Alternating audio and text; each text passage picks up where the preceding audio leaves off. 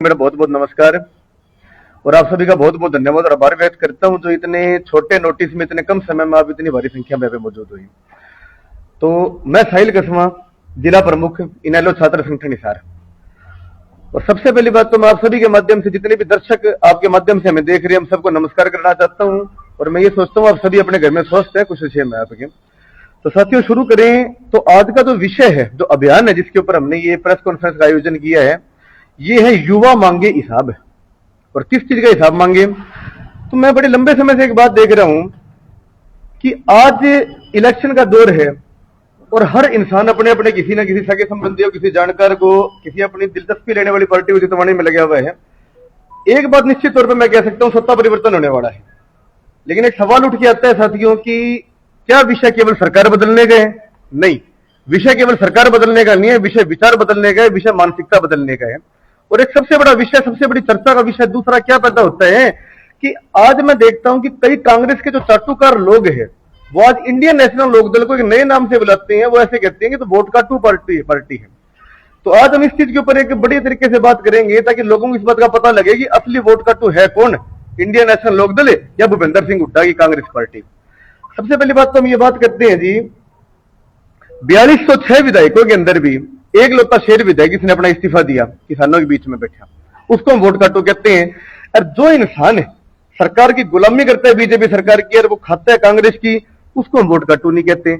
ये कांग्रेस की एक साजिश है। आज कांग्रेस के पास, आज भूपेंद्र सिंह हुड्डा जी के पास, आज किसी भी इनके जो प्रत्याशी खड़े हैं, ऐसा कोई भी सवाल नहीं है जिसमें चौधरी अभय सिंह चौटाला जी दब सके। क्योंकि इनको इस बात का पता है कि पिछले 5 साल से जहां भूपेंद्र सिंह हुड्डा जी विधानसभा में शेरो शायरी करने जाते थे, चुटकुले सुनाने जाते थे, 89 चोरों के अंदर सिर्फ एक विधायक था जिसने अपनी आवाज उठाई, लोगों को उनका हक दिलवाया। चलो हम दूसरी बात करते हैं। हमने राज देखा 10 साल का बीजेपी सरकार का, हमने राज देखा 10 साल का भूपेंद्र सिंह हुड्डा का। सबसे पहले हम बात करते हैं उस 5 साल के राज की, जो 2014 से लेकर 2019 तक का राज था बीजेपी सरकार का। इस राज के अंदर 3 बार हरियाणा जला, जाट रक्षण का भी कांड इसके अंदर हुआ।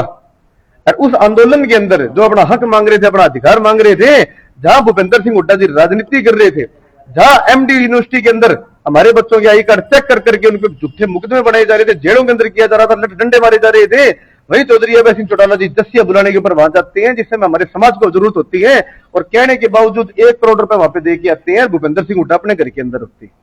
उसके बाद अगर हम बात करते हैं 2019 की, तो आप सबको इस बात का पता है कि 2019 के अंदर पूर्ण बहुमत की सरकार बनने जा रही थी, तो इंडियन नेशनल लोकदल की बनने जा रही थी। लेकिन घर के कुछ जयचंदों के कारण, मैं जयचंद शब्द का इसलिए प्रयोग कर रहा हूं कि हमने एक पुरानी कहावत सुनी थी कि युद्धों में हम कभी नहीं हारे, हम डरते हैं छल शब्दों से, हर बार पराजय पाई है हमने घर के जयचंदों से।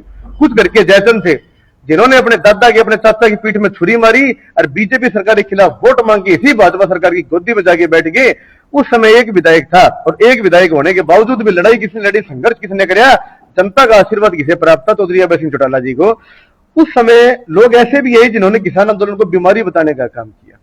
मुझे याद आता है जिस समय किसान आंदोलन शुरू हुआ था, जितने भी ये कांग्रेस के लोग थे जो हमें वोट काटू कहते हैं, ये कांग्रेस के वोट काटू लोग जो हमारे वोट काट रहे हैं आज के दिन, ये डेली वहां पे किसान आंदोलन पे, टिकरी बॉर्डर पे, शंभू बॉर्डर पे जाते थे, अपनी फोटो खिंचवाते थे, रील बनवाते थे, अपने घर वापिस आ जाते थे।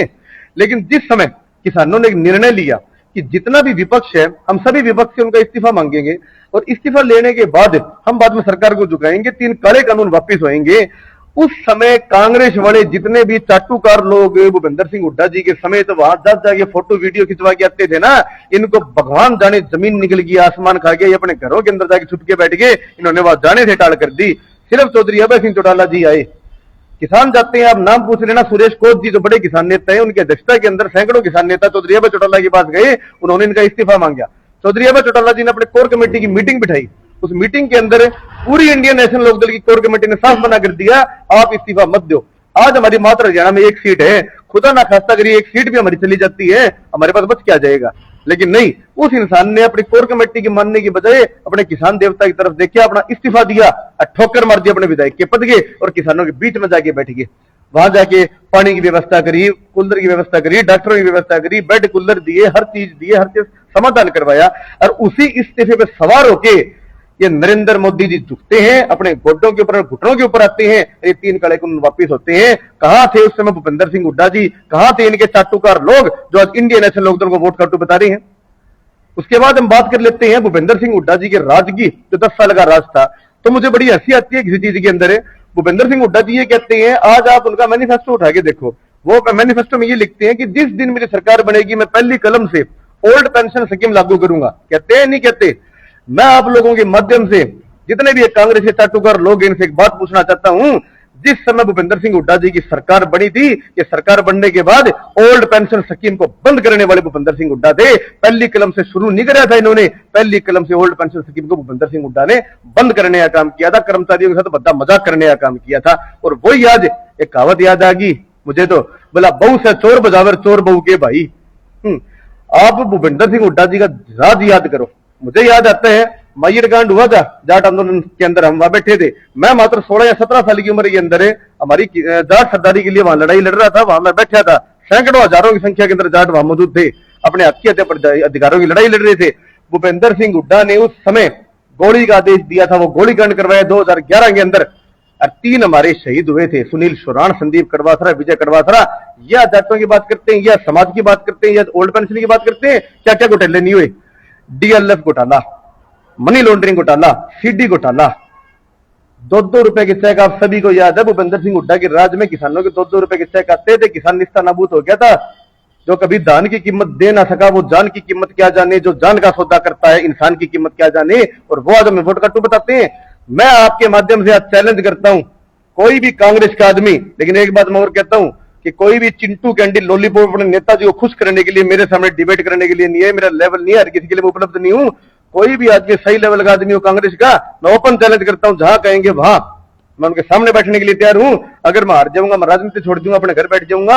आज तक किसी का नाश किया है, हरियाणा का नाश कराया है भूपेंद्र सिंह हुड्डा जी ने कराया है, बीजेपी पार्टी ने कराया है। और भूपेंद्र सिंह हुड्डा ने बार बार, चाहे वो शाही घोटाला हो, चाहे बार बार अलग घोटाले हो, इस बीजेपी सरकार की बी टीम बनने का काम किया है। वो बदनाम हमें करते हैं। 2004 का राज याद करो, 1999 से 2004 तक चौटाला साहब की सरकार थी। और मैं दावा करता हूं, मैं गलत हूं, मेरे ऊपर केस कर देना। सरपंचों के जाए सरकार ने डंडे मारने का काम करा। जहां भूपेंद्र सिंह हुड्डा की सरकार ने सरपंचों की ग्रांट काटने का काम करा, उनको जमीन पे लाने का काम करा, खत्म करने का काम करा।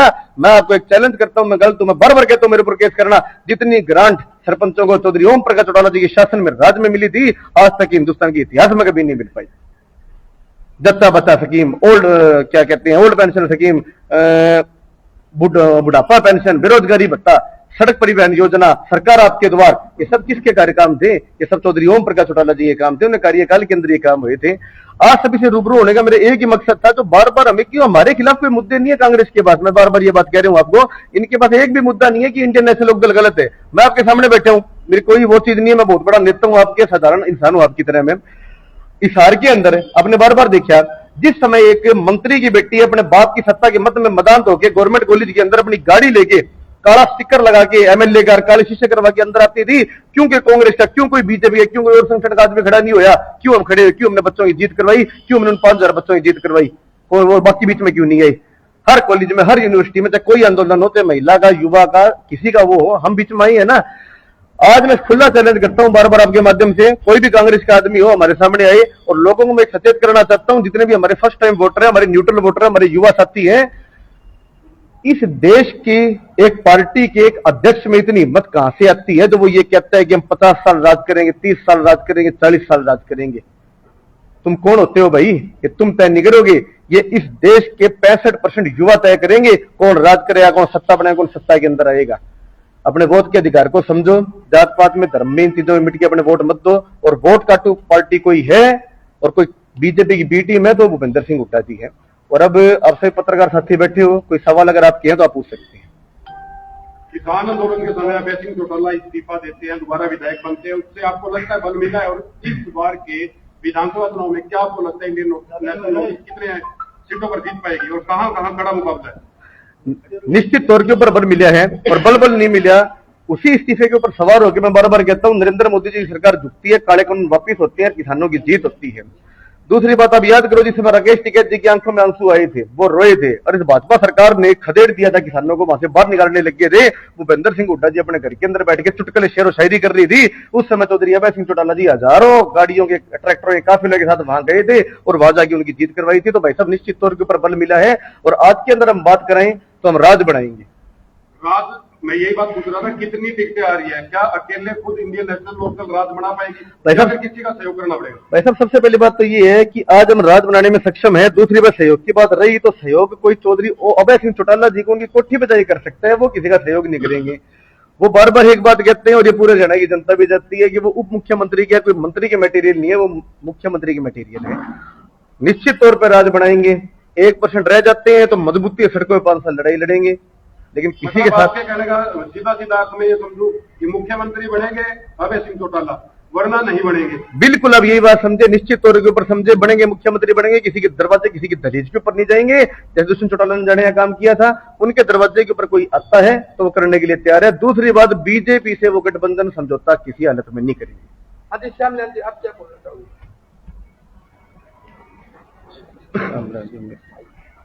आप सभी पत्रकारों को नमस्कार। हाँ जी, आप सभी पत्रकार भाइयों को नमस्कार। यहाँ आने पर आपका बहुत बहुत धन्यवाद। साहिल भाई ने अभी अभी जो बात बताई है, जैसे भूपेंद्र सिंह हुड्डा जी ने जो काम किए 2004 में, 2004 में, और जो अपने चौधरी अभय सिंह जी चौटाला काम करते हैं, उनमें बहुत फर्क है, बहुत ही फर्क है। आपने देखा है 2004 से और 2014 तक चौधरी भूपेंद्र सिंह हुड्डा मुख्यमंत्री थे, और अब 2014 से 24 तक अपना मनोहर लाल जी खट्टर मुख्यमंत्री थे। तो हरियाणा इन 20 सालों में, ये 20 साल तो बेकार हो ही गए, उनके बावजूद 20 साल और पीछे चले गए। जो चौधरी ओम प्रकाश जी चौटाला 1999 से 2004 तक मुख्यमंत्री रहे, उस टाइम में कितना अंतर था। कभी भी आप कहीं जाते थे किसी ऑफिस में या कहीं भी धक्के नहीं लगते थे। आज के टाइम में कोई भी कस्टमर कहीं जाता है किसी ऑफिस में, बाहर से पीएन ही कहता है साहब नहीं बैठे, जाओ 2 घंटे बाद आना, ऐसे ऐसे करके सारा दिन लग जाता है, वो साहब नहीं मिलता। तो बीजेपी ने और कांग्रेस ने तो हरियाणा का बिल्कुल ही सत्यानाश कर दिया, मतलब 40-50 साल पीछे धकेल दिया। अब 2024 में चौधरी अभय सिंह जी चौटाला मुख्यमंत्री की शपथ लेंगे 11 या 12 तारीख को। उसके बाद हरियाणा का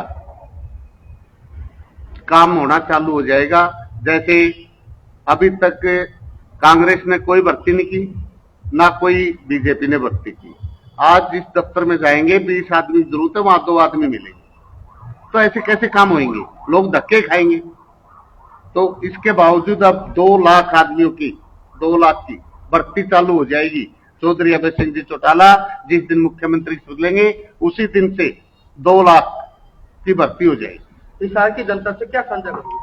हिसार की जनता से अपने एक ही अपील है कि हिसार की जनता अब ज्यादा से ज्यादा वोटिंग करे और चश्मे के निशान पर मोहर लगा करके श्यामलाल गर्ग को विजय बनाए, जो हिसार का विकास करवाएंगे।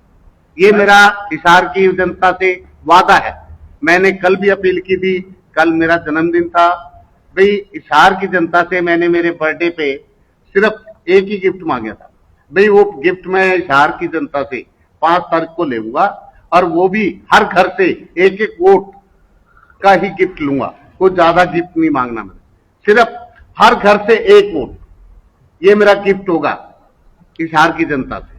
सर, किसी के घर में 5 ही वोट हो सकते हैं, आप 1 ही वोट क्यों मांग रहे हो? ऐसा है मैडम, वो तो अगले की देने वाले की खुशी है। अगर मैं सिर्फ 1 ही वोट की रिक्वेस्ट करूंगा, अगर 5 देगा तो मैं मना नहीं करूंगा, है 1 ही मैं रिक्वेस्ट करूंगा अगले से, भाई मैंने 1 ही दे दो, हर घर से मिले मेरे को 1 वोट। श्याम जी, अभय सिंह ने ऐसा क्या मंत्र दिया जिसकी जुबान से सुने श्यामलाल जी, श्यामलाल जी, ऐसा क्या मंत्र? देखिए, मैं आपको बार बार एक बात कहता हूं कि जो इंडियन नेशनल लोकदल पार्टी है, ये जनता की पार्टी है, ये जनता से आदेश लेती है। आज चौधरी अभय सिंह चौटाला जी ने एक सर्वे करवाया और सर्वे के अंदर सारी की जनता ने आदेश दिया था कि श्यामलाल गर्ग जी एक बड़े साधारण व्यक्ति है, आपके सामने अभी बोलने आपने देख ही लिया होगा, बड़े साधारण आदमी है, ये अपने कर्म में विश्वास करते हैं, बोलने में इतना विश्वास नहीं करते ये। और 30 साल का इनका जीवन निस्वार्थ भाव से लोगों के लिए समर्पित इन्होंने कराया है, गौ सेवा इन्होंने करी है। तो जनता का जनादेश था, जनादेशी राजनाथ माथे के ऊपर होता, जनता जनार्दन होती है। धन्यवाद। 2 सवालों का जवाब देना साहब जी। खुद अभय सिंह का जो इलेक्शन है वो बड़ा टाइट फाइट के अंदर, वहां को क्या लगता है क्या होने वाला है? जीत की लड़ाई नहीं है, लीड की लड़ाई है। लीड की लड़ाई, लीड की लड़ाई है। चुनाव से चंद घंटे पहले इस तरीके की जो कॉन्फ्रेंसेज आप कर रहे हैं, आपके और साथी कर रहे हैं, बहुत सी ऐसी सीटें हैं जहां पर बिल्कुल टाइट फाइट और भी है, वहां आपको लगता है कि अब वोट जो है वो आपकी बातों को सुनेगा, समझेगा, डाइवर्ट होगा? पहले बात तो आपको ये बताता हूँ, कम से कम 20 से 25 सीट हमारी आएगी और कम से कम 20 से 25 सीट के ऊपर हम फाइट के अंदर रहेंगे, सेकंड नंबर पे रहेंगे और जो जीत हार का आंकड़ा रहेगा वो 2000-3000 से ऊपर नहीं रहेगा। तो निश्चित तौर पे आज टक्कर है किसी की तो बीजेपी की और इंडियन नेशनल लोकदल की है, कांग्रेस कोई टक्कर के अंदर ही नहीं है। आज हिसार के अंदर पूर्व मुख्यमंत्री और मौजूदा मुख्यमंत्री सभी के सभी है, यानी नायब सैनिक भूपेंद्र हुड्डा, कल शाम को 5 बजे प्रचार बंद हो जाएगा। इंडियन नेशनल लोकदल का कोई बड़ा चेहरा इसमें प्रचार के लिए आने वाला? वैसे सबसे पहली बात तो मतलब आप मानते हो कि दोनों के बार बार किसी का मुख्यमंत्री, किसी का पूर्व प्रधानमंत्री, किसी का प्रधानमंत्री आ रहे हैं तो पसीने छूट रही है और चीज हो रही है। हमारा प्रधानमंत्री, हमारा मुख्यमंत्री तो जनता है। चौधरी अभय सिंह चौटाला जी यहाँ पे आए थे, वो आके जनता को संदेश दे गए थे, जनता ने एक चीज का विश्वास दिलाया उनको। एलनाबाद के अंदर भी, पूरे हरियाणा प्रदेश के अंदर भी, मतलब पूरे हरियाणा के अंदर आप घूमो, आप प्रचार करो, आपको डरने घबराने की जरूरत नहीं है। अब की बार बारी आपकी है। चौधरी देवीलाल का असली कोई रूप है, कोई राजनीतिक वारिस है, चौधरी अभय सिंह चौटाला जी है। और ये सच्चाई भी है, कोई वो चीज नहीं है कि मैं किसी को खुश करने के लिए चीज कह रही हूँ। आप आंकड़े उठा के देख लो, कोई भी आंदोलन हुआ, कोई भी ऐसी लड़ाई हुई जहाँ जनता की जरूरत पड़ी है, कांग्रेस वालों ने सिर्फ राजनीति करी है, बीजेपी ने लोगों ने खत्म करे है, जेजेपी कभी कुछ कर ही नहीं पाई। सिर्फ इंडियन नेशनल लोकदल ऐसी पार्टी आई हुई है जिसने लोगों की मदद करी है, अपने तन मन धन सर्वस्व कुर्बान कर दिया, अपनी बाजी लगा दी, उनकी जीत करवाई। तो निश्चित तौर के ऊपर जनता भी ये देखेगी और देख के हमें जितवाने का कार्य करेगी। 90 विधानसभा में तो ताले बंद है, चाबी कहीं लग पाएगी? चाबी गई, चाबी जा चुकी है, चाबी गुम हो चुकी है और ऐसी गुम हो चुकी है कभी मिलेगी भी नहीं। वो थी, एक थी जज्बा है। और दूसरी बात मैं एक चीज भाई साहब आपसे रिक्वेस्ट करता हूँ, प्लीज जेजेपी का नाम ना ले। हम हिंदू धर्म से हम पैदा होते हैं और हिंदू धर्म में कभी मरे हुए इंसान की बुराई नहीं की जाती, वो मर चुकी है। ठीक है।